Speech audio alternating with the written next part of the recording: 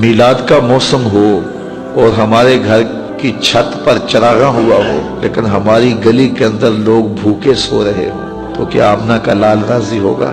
ایسا کرے اپنے رشتہ داروں اور اپنے اہل محلہ کے غرباء کی فہرست بنائیں اور اس فہرست کو مد نظر رکھیں اور اپنی گنجائش دیکھیں۔ 10 لوگ ہیں آپ کی گلی میں، محلے میں، رشتہ داروں میں 15 لوگ ہیں، 20 لوگ ہیں، تو پھر آپ میلاد کا تحفہ ان کے لیے تیار کریں۔ ان کی ضرورت کے مطابق دالیں لے لیں، آٹا لے لیں، چاول لے لیں اور کچھ چیزیں لے لیں، بچوں کی چوڑیاں لے لیں، کپڑے لے لیں اور اس شاپر میں ڈالیں اور ساتھ عید میلاد النبی مبارک لکھیں اور رات کی تاریکی میں ان کے گھر دے آئیں۔ میلاد والا رسول بڑا ہی خوش ہوگا۔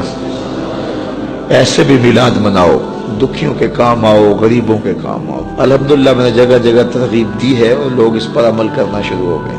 میلاد کے موسم میں کوشش کریں ہماری ہمسائیگی میں، ہمارے رشتہ داروں میں کوئی بے نماز نہ رہے، تاکہ جو ہے وہ حضور کے میلاد کے صدقے حضور جو تحفہ لے کر آئے ہیں وہ تحفہ آپ لوگوں تک پہنچائیں۔ میں ایک بات کہا کرتا ہوں، یہ جو میلاد عربی زبان کا لفظ ہے نا، اس کو انگلش میں کیا کہتے ہیں؟ Birth day. اردو میں یوم پیدائش کہہ لیتے ہیں اور انگلش میں برتھ ڈے کہتے ہیں۔ تو کسی کی برتھ ڈے پہ جب آپ جاتے ہیں تو تحفہ لے کے جاتے ہیں یا خالی ہاتھ ہی جاتے ہیں؟ ہمیشہ تحفہ لے کے جاتے ہیں نا۔ اور تحفہ کون سا لے کے جاتے ہیں؟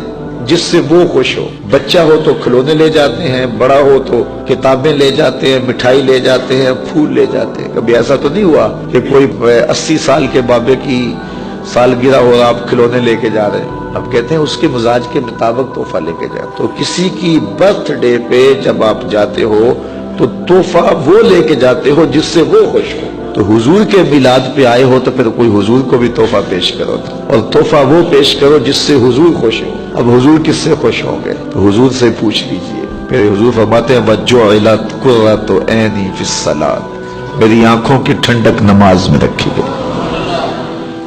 اگر محفل میلاد میں ہم عزم کر لیں کہ ہم نماز نہیں چھوڑیں گے، 5 گانا نماز شعار زندگی بنائیں گے، اپنے رشتہ داروں میں، اعزاء و اقرباء میں، اہل خانہ میں اس زور سے تبلیغ کریں گے کہ وہ نماز کے خوگر بن جائیں گے، تو آمنہ کے لال کتنے راضی ہوں گے۔ تو یہ تحفے پیش کرو حضور کی بارگاہ میں۔ باقی جلوسوں میں ضرور شامل ہوں لیکن آداب کی رعایت کے ساتھ، محافل میں ضرور جائے لیکن آداب کی رعایت کے ساتھ۔